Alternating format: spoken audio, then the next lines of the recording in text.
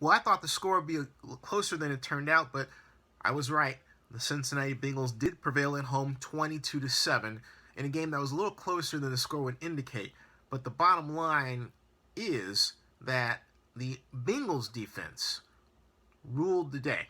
I mean, consider that the best Dolphins rusher had just 33 yards.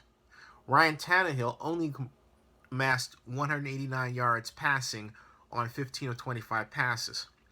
By contrast, Andy Dalton, 22 of 31, 296 yards, one touchdown. Very effective. Best Bengals runner, Mr. Hill, 71 yards, but he was followed by a trio of other Bengal runners that were effective to the tune of just over 100 yards rushing.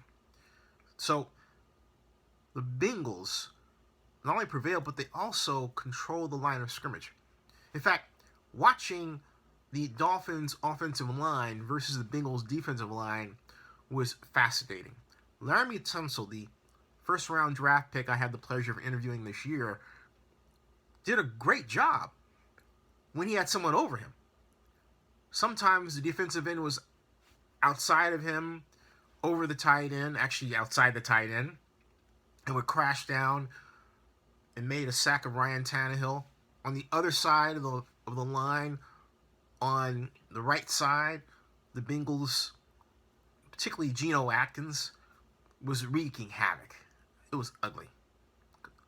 Between Hackins and Dunlop on the other side of the ball, it wasn't funny. It plainly wasn't funny.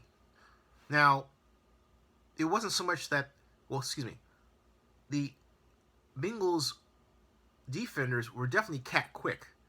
But the trouble is that the Dolphins offensive line blockers were retreating as opposed to being allowed to run plays like play action fakes that called for them to go out and block the Bengals defensive linemen, thereby holding them up from getting to them before they can get their moves and get out of the way, slowing up, effectively blocking them.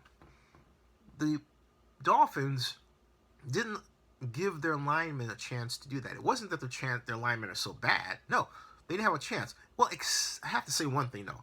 Laremy Tunsil's good. This is a 10-year guy. You can see that right off the bat.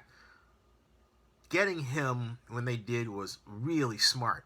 But now you've got to build offensive line, not just players, but also techniques that help the group as a whole, as opposed to leaving them exposed where it's obvious that Tunsil's really good because he's one guy and you put somebody over him, gets blocked, but it doesn't say anything for offensive line coordination.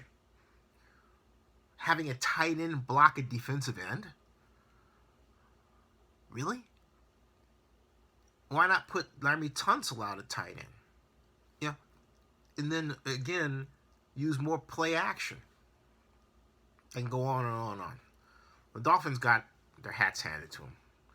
And given the way that they were coached, they deserve it.